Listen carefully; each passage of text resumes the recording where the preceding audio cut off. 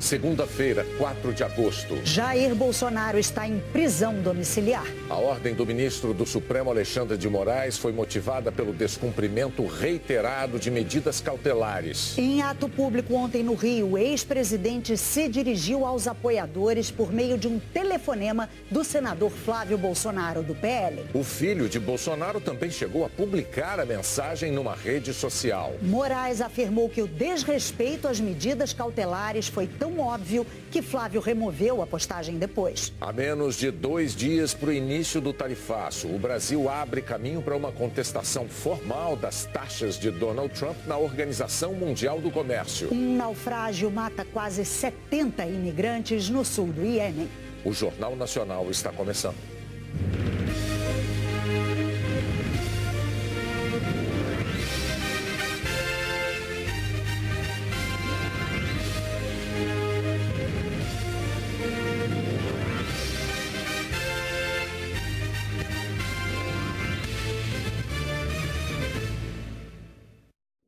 Nesta segunda-feira, exatamente 132 dias desde que se tornou réu no Supremo Tribunal Federal por tentativa de golpe de Estado, o ex-presidente Jair Bolsonaro foi preso em casa por ordem do ministro do STF, Alexandre de Moraes. Nós vamos a Brasília, ao vivo, Vladimir Neto. Boa noite.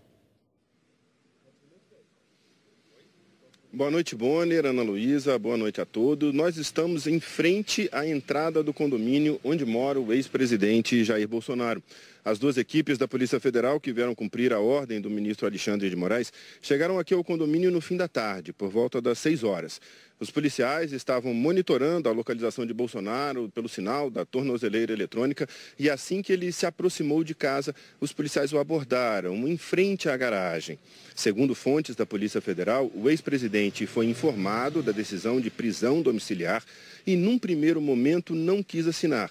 Pediu que a PF esperasse a chegada dos advogados dele, mas depois, em uma conversa ali com a equipe da PF, decidiu assinar. Os policiais não fizeram buscas na casa do ex-presidente, nem chegaram a entrar, mas apreenderam o celular que estava com Bolsonaro. E esse aparelho já foi encaminhado para a perícia da Polícia Federal, e lá ele vai passar por um processo de extração de dados, e esses dados serão depois analisados pelos peritos da Polícia Federal. No fim, a PF ficou pouco tempo em frente à casa do ex-presidente e, nesse momento, não há mais movimentação por lá, só a dos seguranças. Segundo o ministro Alexandre de Moraes, a decisão foi motivada pelo fato de Bolsonaro ter descumprido de forma reiterada medidas cautelares impostas pelo STF, entre elas o uso de redes sociais dele próprio ou de terceiros.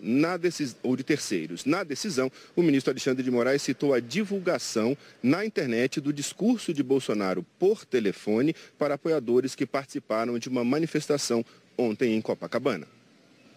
O ministro Alexandre de Moraes afirmou na decisão que Jair Bolsonaro utilizou redes sociais, reiterando as condutas ilícitas de maneira mais grave e assintosa e em flagrante desrespeito às medidas cautelares impostas pela Suprema Corte. Agindo ilicitamente, o réu Jair Messias Bolsonaro se dirigiu aos manifestantes reunidos em Copacabana, no Rio de Janeiro, produzindo dolosa e conscientemente material pré-fabricado para seus partidários continuarem a tentar coagir o Supremo Tribunal Federal e obstruir a justiça. Tanto que o telefonema com seu filho, Flávio Bolsonaro, foi publicado numa plataforma. Bolsonaro gravou um vídeo em casa, sem esconder a tornozeleira eletrônica. Boa tarde, Copacabana. Boa tarde, meu Brasil. A fala foi amplamente reproduzida em perfis de parentes e principais aliados. Para Moraes, o material pré-fabricado era para publicação nas redes sociais de seus 3 filhos e de todos os seus seguidores e apoiadores políticos, com claro conteúdo de incentivo e instigação a ataques ao Supremo Tribunal Federal e apoio ostensivo à intervenção estrangeira no Poder Judiciário brasileiro. O ministro disse que o flagrante desrespeito às medidas cautelares foi tão óbvio que, repita-se, o próprio filho do réu, o senador Flávio Bolsonaro, decidiu remover a postagem realizada em seu perfil com a finalidade de omitir a transgressão legal. Não bastasse isso, segue a decisão, O réu Jair Messias Bolsonaro realizou ligação telefônica por chamada de vídeo com seu apoiador político e deputado federal, Nicolas Ferreira, demonstrando o desrespeito à decisão proferida por esta Suprema Corte em razão do claro objetivo de endossar o tema da manifestação de ataques ao Supremo Tribunal Federal. Alexandre de Moraes destacou que a justiça é cega, mas não é tola. A justiça não permitirá que um réu a faça de tola, achando que ficará impune por ter poder político e econômico. A justiça é igual para todos. O réu que descumpre deliberadamente as medidas cautelares pela segunda vez deve sofrer as consequências legais. O ministro disse que o Supremo foi desrespeitado e que o réu reiterou sua conduta delitiva diversas vezes, tanto na produção de imagens quanto nas ligações de áudio e vídeo, como também na divulgação maciça de seu apoio via divulgação de suas imagens nas redes sociais, em relação às medidas coercitivas ao Supremo Tribunal Federal, com o claro intuito de obstrução da justiça, evidenciando a continuidade delitiva em relação aos crimes de coação no curso do processo e obstrução de investigação de infração penal que envolva organização criminosa. Além da prisão domiciliar, o ex-presidente Jair Bolsonaro só pode receber visitas de seus advogados e de pessoas autorizadas pelo STF. Ele também está proibido de usar celular diretamente ou por intermédio de terceiros. A primeira turma do STF aceitou a denúncia contra o ex-presidente da República há menos de 5 meses. Bolsonaro virou réu no Supremo Tribunal Federal no dia 26 de março, acusado pela Procuradoria-Geral da República de liderar uma organização que tramou um golpe de Estado no Brasil. A decisão da primeira turma foi unânime. Em maio, o STF ouviu testemunhas da defesa do ex-presidente e da acusação. Em 10 de junho, o STF interrogou Bolsonaro. Diante do ministro Alexandre de Moraes, o ex-presidente disse que as acusações contra ele não procediam. Bolsonaro admitiu que, depois de ser derrotado nas eleições, conversou com militares sobre possibilidades de contestar o resultado das urnas, mas disse que não havia clima para um golpe de Estado e negou ter discutido o assunto. Não existia essa vontade, o sentimento de todo mundo é que não tínhamos mais nada que fazer, não tinha clima, não tinha oportunidade, não tínhamos uma base minimamente sólida para se fazer qualquer coisa. E repito, só foi conversado esses outros hipóteses constitucionais, tem de vista o TSE ter fechado as portas para a gente. No interrogatório de junho, Bolsonaro também disse que não desmobilizou os acampamentos em frente aos quartéis por temer algo pior. O momento é muito forte. Se nós simplesmente desmobilizássemos aquilo, poderia o pessoal ir na região aqui da Praça dos Três Poderes, fica pior ainda. E talvez, pela minha figura, o pessoal não fez absurdo. Agora tem sempre os malucos ali que ficam aquela ideia, né, de AI-5, intervenção militar, que as Forças Armadas, os corpos chefes militares jamais iam embarcar nessa, porque o pessoal estava pedindo ali, até porque não cabia isso aí, e nós tocamos o barco, né? Então, me desculpa, respeitosamente, Vossa Excelência, não estimulamos nada de anormal. Já no dia 18 de julho, o ministro Alexandre de Moraes impôs medidas restritivas contra Bolsonaro por considerar que havia indícios de que o ex-presidente estaria atrapalhando o processo. Bolsonaro passou a ser monitorado com tornozeleira eletrônica. Foi proibido de sair de casa à noite e nos fins de semana e de publicar redes sociais, e inclusive de usar redes de terceiros para esse fim. Essas restrições foram impostas por conta do inquérito contra um dos filhos do ex-presidente, o deputado Eduardo Bolsonaro, que estaria articulando com o governo americano sanções contra ministros do STF. A PF indicou que Eduardo contava com o apoio direto do pai em uma ofensiva para constranger autoridades brasileiras e interferir no andamento da ação do golpe. O ministro Alexandre de Moraes avaliou que, com isso, o ex-presidente passou a integrar ativamente a execução dos atos investigados, Além disso, a PGR considerou que havia risco de fuga de Bolsonaro. Dias depois, o ex-presidente foi a um ato político no Congresso. A jornalistas mostrou a tornozeleira e disse que estava sofrendo uma humilhação. O vídeo foi postado nas redes de aliados, incluindo a do filho Eduardo. Isso aqui é um símbolo. Moraes então intimou a defesa de Bolsonaro a dar explicações. Os advogados responderam que o ex-presidente não havia descumprido a determinação porque não usou as redes sociais, que não havia como controlar publicações de terceiros, e questionaram se o ex-presidente estaria proibido de dar entrevistas. Moraes então afirmou que as entrevistas não estavam proibidas. Considerou que a ação de Bolsonaro no Congresso havia sido pontual, mas alertou que se houvesse nova desobediência, o ex-presidente seria preso. Nós procuramos os advogados do ex-presidente hoje, depois da decisão, mas eles ainda não se manifestaram. O PL, partido de Bolsonaro, publicou em uma rede social que, abre aspas, a prisão domiciliar imposta a Bolsonaro não é justiça, é perseguição, fecha aspas. Nós vamos seguir acompanhando toda a movimentação aqui em Brasília e voltamos ao longo do jornal com mais informações. Ana Luísa, Bonner. Obrigado, até já, Vladimir. A imprensa internacional noticiou a prisão domiciliar de Bolsonaro. Os principais jornais dos Estados Unidos, o New York Times, Washington Post, publicaram a ordem do ministro Alexandre de Moraes, assim como fizeram jornais do Reino Unido, da França, da Itália, da Espanha, de Portugal e aqui, na América do Sul, da Argentina. Ainda nesta edição, nós vamos trazer outras informações sobre a prisão domiciliar de Jair Bolsonaro. Por determinação do ministro Alexandre de Moraes, um senador do Podemos está usando tornozeleira eletrônica. A ordem foi cumprida assim que Marcos Duval desembarcou em Brasília, vindo dos Estados Unidos. Ele está com os bens bloqueados, proibido de usar redes sociais e tem que ficar em casa, à noite e nos fins de semana. Duval estava impedido de sair do Brasil porque ele é alvo de inquérito sobre ataques a policiais federais, mas viajou, mesmo assim, com o passaporte diplomático. Hoje, ele entregou o documento. A defesa do senador afirma que vai adotar medidas jurídicas para garantir os direitos constitucionais do cliente.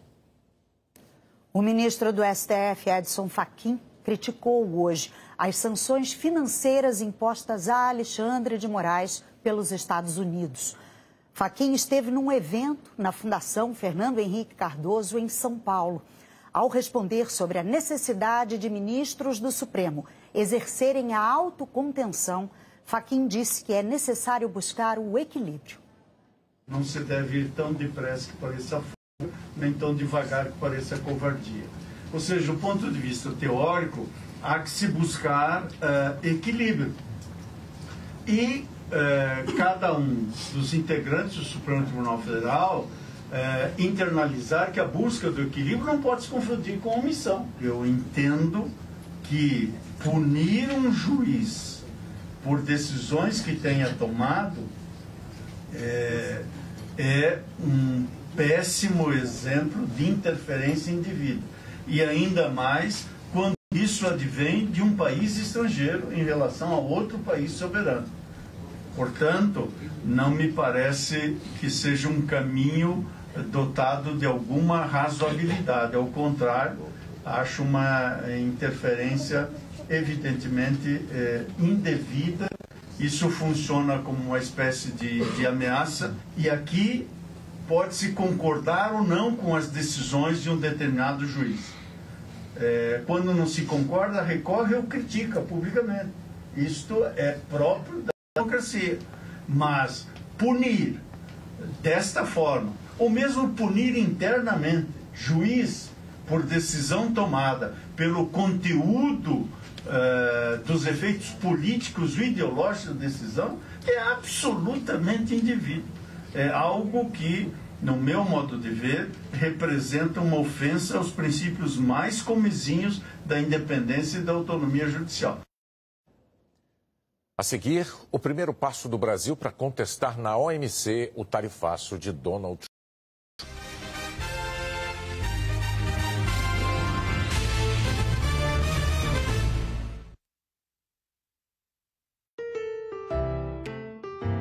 Neste Dia dos Pais, presenteie com o Boticário.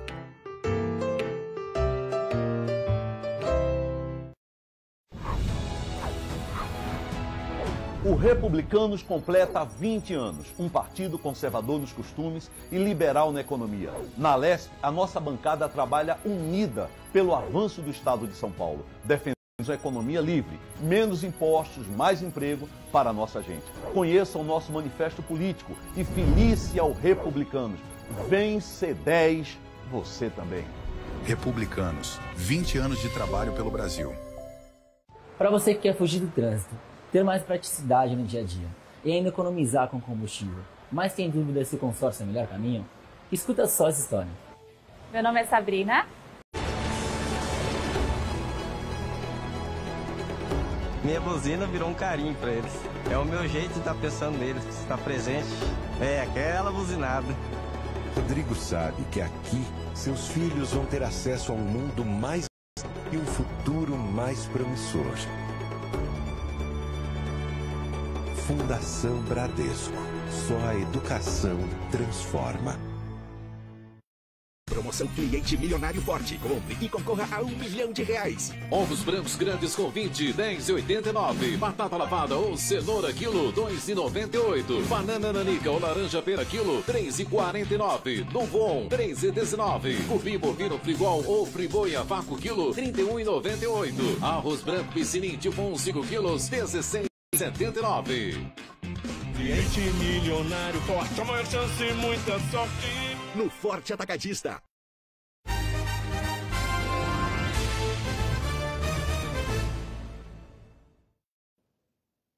Um naufrágio ontem na costa do Iêmen provocou uma tragédia. As autoridades anunciaram até agora 68 mortes, mas existem ainda 70 pessoas desaparecidas. Essas são imagens do socorro, mas só 12 pessoas foram resgatadas com vida. Cerca de 150 estavam a bordo, a maioria da Etiópia. Fazia mau tempo ontem, quando a embarcação virou na costa do Iêmen e provocou uma das tragédias migratórias mais mortais em meses.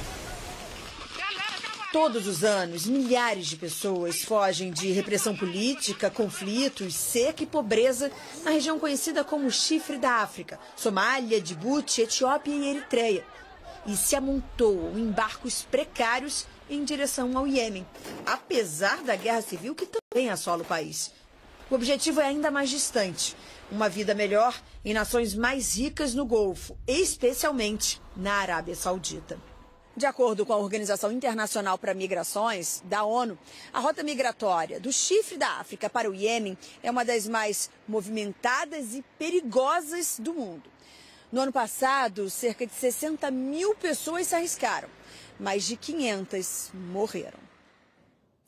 Cerca de 600 ex-diretores, comandantes e funcionários da segurança e da defesa de Israel publicaram uma carta endereçada a Donald Trump. Eles pedem ao presidente americano que use de sua influência sobre o primeiro-ministro israelense para acabar com a guerra em Gaza. Os autores da carta afirmam que só é possível resgatar todos os reféns por meio de um acordo e afirmam que, na avaliação deles, o grupo terrorista Hamas não representa mais uma ameaça estratégica para Israel. O governo da Rússia minimizou a importância do deslocamento de submarinos nucleares dos Estados Unidos. Na sexta-feira passada, o presidente Trump ordenou a manobra em resposta a declarações do ex-presidente russo Dmitry Medvedev, que tinha dito que as ameaças de Trump de novas sanções econômicas deixavam os países mais perto da guerra. Hoje, o porta-voz do Kremlin afirmou que todos deveriam ser cautelosos, que os submarinos americanos já estavam em deslocamento e que Moscou não quer entrar em polêmicas. O Departamento de Estado americano anunciou um programa para cobrar até $15 mil de quem solicitar um visto de turismo ou de negócios. Isso equivale a mais de R$80 mil. O governo afirmou que é um valor calção, porque muitas pessoas ficam nos Estados Unidos além do período permitido e porque alguns países não têm sistemas adequados de triagem. O departamento ainda não anunciou quais países vão entrar no programa. E tem mais do governo Trump. Ele avisou que vai negar visto de atleta para mulheres trans em competições femininas nos Estados Unidos. O Serviço de Imigração americano justificou que a decisão segue a ordem executiva assinada por Donald Trump no início do mandato, chamada Mantendo os Homens Fora dos Esportes Femininos. O governo passou a considerar como fator negativo em solicitações de visto o fato de atletas nascidos no sexo masculino terem competido contra mulheres. E a partir de agora, nenhuma mulher transgênero poderá participar de competições femininas nos Estados Unidos. No dia 21 de julho, o Comitê Olímpico e Paralímpico do país aderiu à nova diretriz sem alarde. Até então, o comitê permitia que as confederações de cada modalidade estabelecessem regras próprias para a elegibilidade de mulheres transgêneros. Com a mudança, todas precisam seguir a ordem de banimento. A Confederação Americana de Esgrima, por exemplo, já colocou a ordem em prática. A partir desse mês, apenas pessoas do sexo feminino podem participar das competições para mulheres. Pessoas transgênero só vão competir na categoria masculina. Em maio, uma esgrimista se recusou a duelar contra uma adversária transgênero e o vídeo repercutiu pelo país. Quando assinou a ordem executiva, Trump disse que não gostou de ver um homem vencendo uma prova de ciclismo para mulheres. Ele se referiu a Austin Phillips, a primeira mulher transgênero a vencer uma prova feminina oficial de ciclismo. Ela nos contou que foi extremamente preocupante ver o governo usando o nome dela como exemplo de algo ruim para o país. É uma preocupação existencial. A próxima edição das Olimpíadas será em 2028 na cidade de Los Angeles, aqui nos Estados Unidos. Donald Trump já determinou que o governo americano pressione o Comitê Olímpico Internacional a também banir a presença de mulheres transgêneros em competições femininas. Atualmente, o Comitê Olímpico permite que as federações internacionais determinem as regras de cada modalidade. Austin Phillips não acredita ter futuro no esporte profissional a partir de agora. Ela disse que competir não é mais uma prioridade e que ela vai tentar se conectar com o ciclismo de outra maneira. A seguir, a doação de órgãos que salvou a vida de 2 irmãos no sul do país. E a manifestação da defesa do ex-presidente Jair Bolsonaro.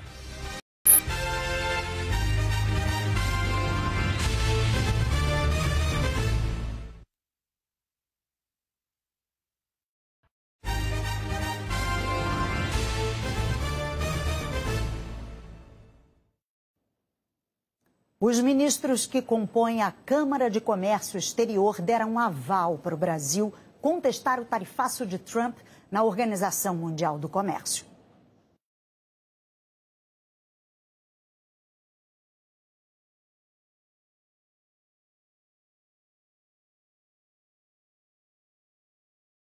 Parte da produção que seria exportada para os Estados Unidos e acelerar o fechamento de acordos com outros países, entre eles Vietnã, Reino Unido e Japão.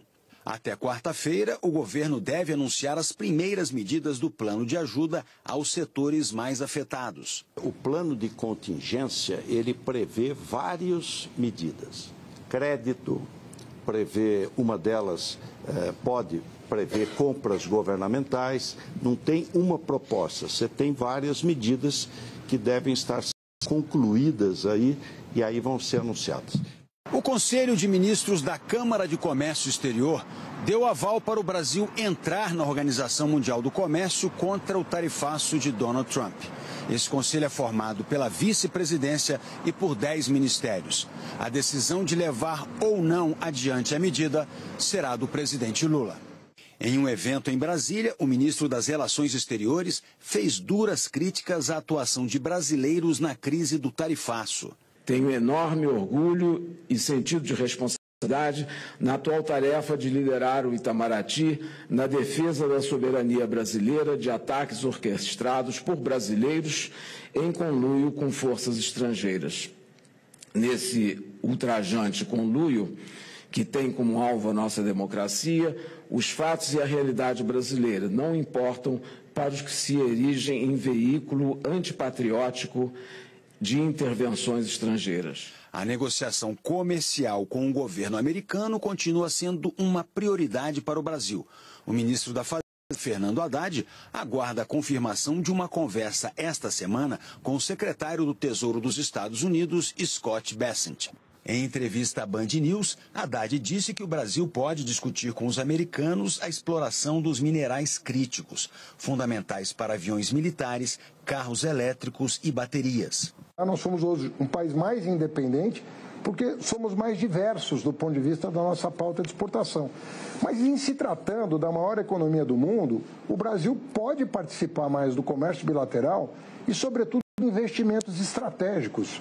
Nós temos minerais críticos e terras raras. Os Estados Unidos não são ricos nesses minerais. Nós podemos fazer acordos de cooperação para produzir baterias mais eficientes. Na região Nordeste, produtores de fruta estão com medo de não conseguir cobrir os custos de produção. A Bahia é o segundo maior produtor de frutas do Brasil. Só fica atrás de São Paulo. Um dos principais polos de fruticultura é a região do Vale do São Francisco, que gera quase 1.200.000 empregos diretos e indiretos. Esta fazenda produz manga da variedade Tome, a preferida dos americanos. A previsão é de queda nas exportações para os Estados Unidos e pode acabar sobrando manga no pé. O produtor afirma que hoje o custo de produção da manga já embalada é de R$ 3,50 e que, com o excesso de oferta, o preço pago aos agricultores no mercado interno ficaria em torno de R$ 1. No mercado interno, por exemplo, que é uma das válvulas de escape para esse volume excedente, é possível que com essa situação da tarifa e o excesso de volume disponível, o valor que se paga no mercado interno nem mesmo justifique a colheita.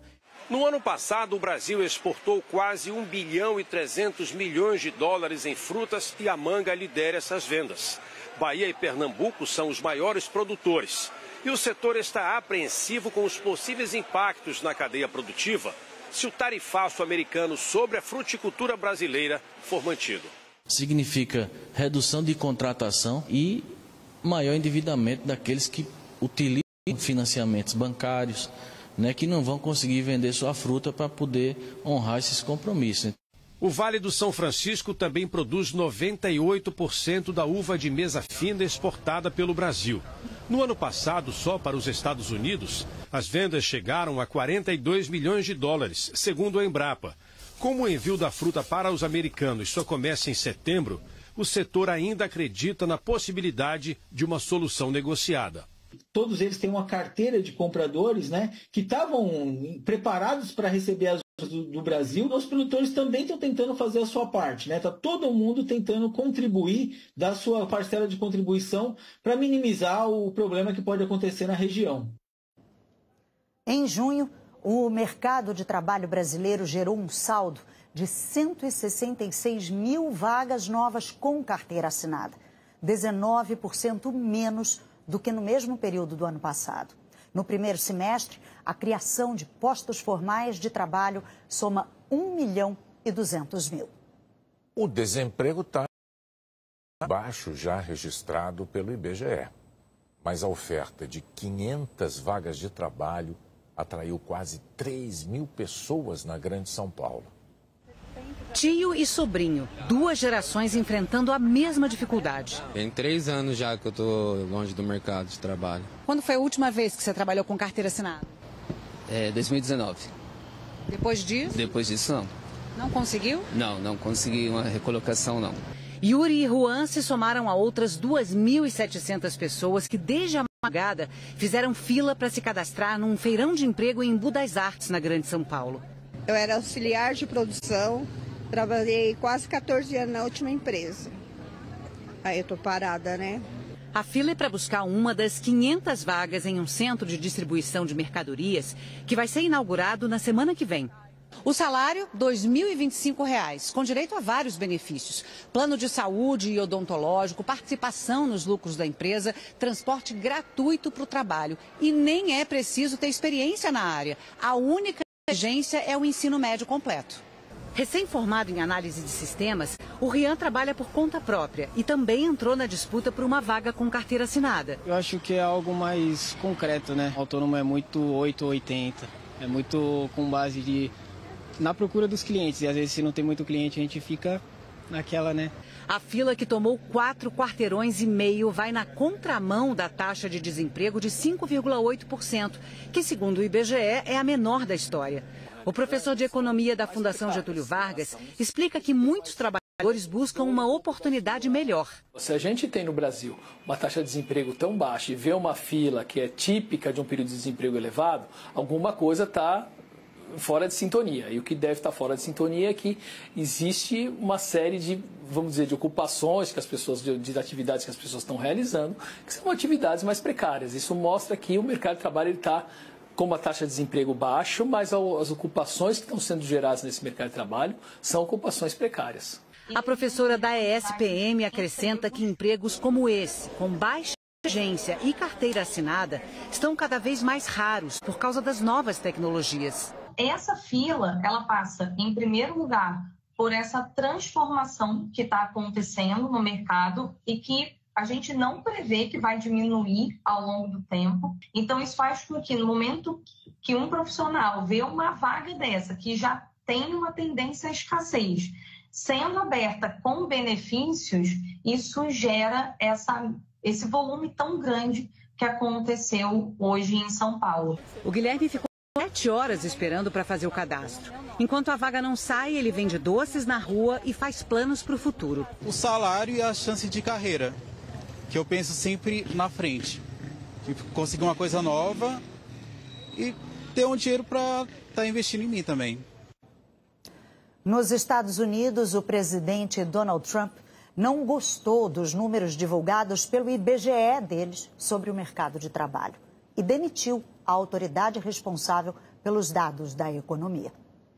O Departamento de Estatísticas do Trabalho registrou uma leve alta no número de desempregados no mês de julho. O índice pulou de 4,1% para 4,2%. Também divulgou que as empresas abriram 73 mil novas vagas, bem abaixo do esperado e menos da metade para o mesmo período do ano passado. Donald Trump demitiu a diretora do departamento, Erica McEntire, na sexta-feira, logo depois da publicação dos dados. Numa rede social, Trump acusou McEntire, sem apresentar provas, de inflar os números no ano passado para beneficiar a então candidata democrata à presidência, Kamala Harris, e de agora reduzir os números para prejudicá-lo. McEntire foi nomeada para o cargo pelo ex-presidente democrata Joe Biden e aprovada por uma comissão bipartidária.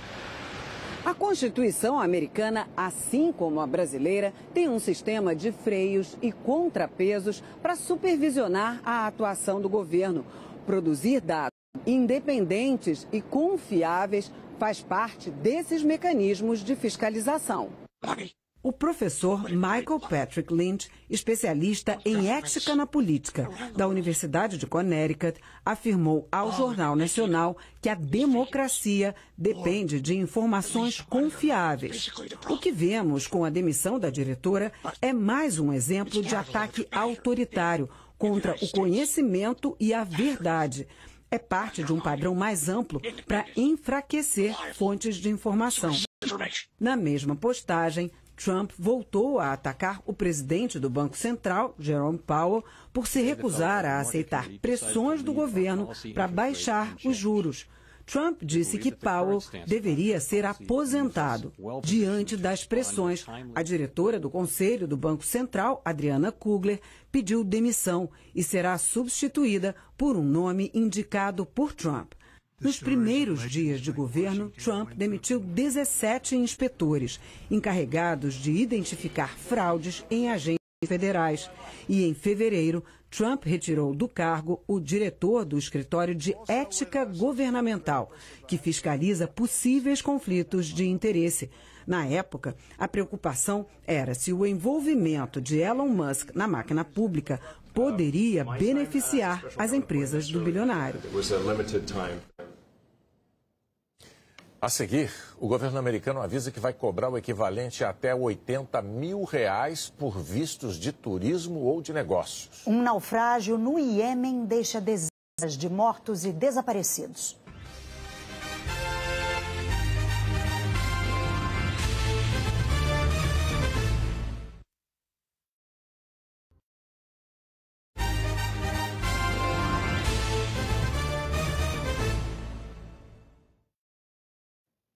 Mais de 23 mil pessoas aguardam um transplante no Brasil.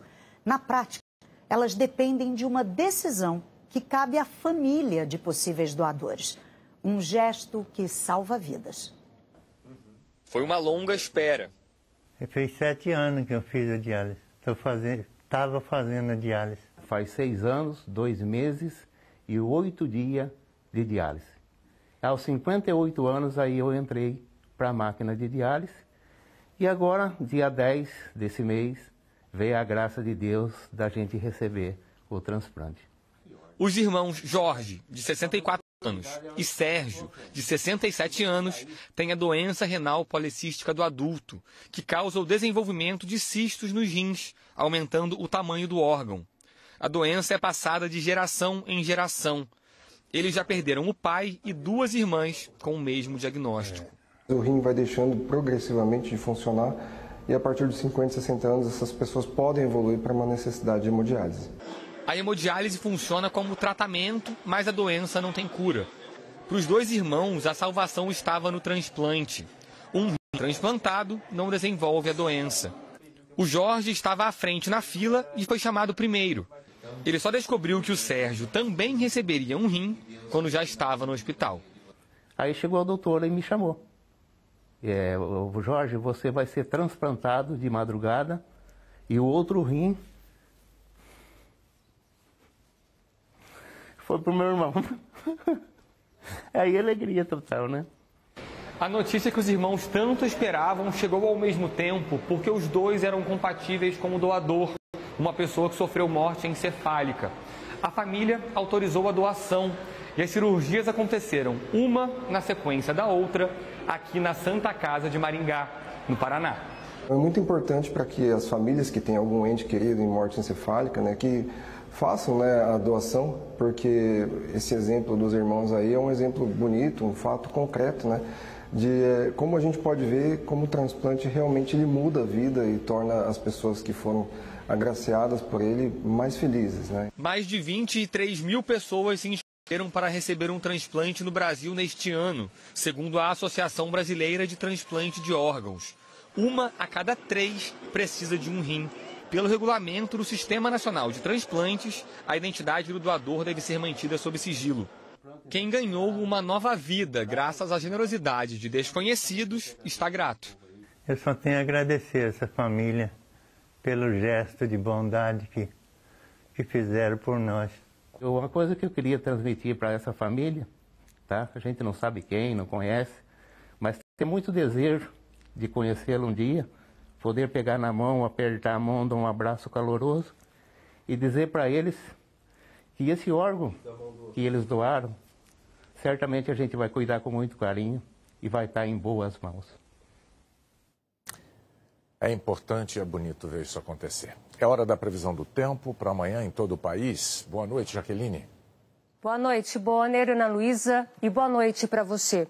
Amanhã, logo cedo, o tempo vai mudar no sul, em parte do sudeste e até do centro-oeste.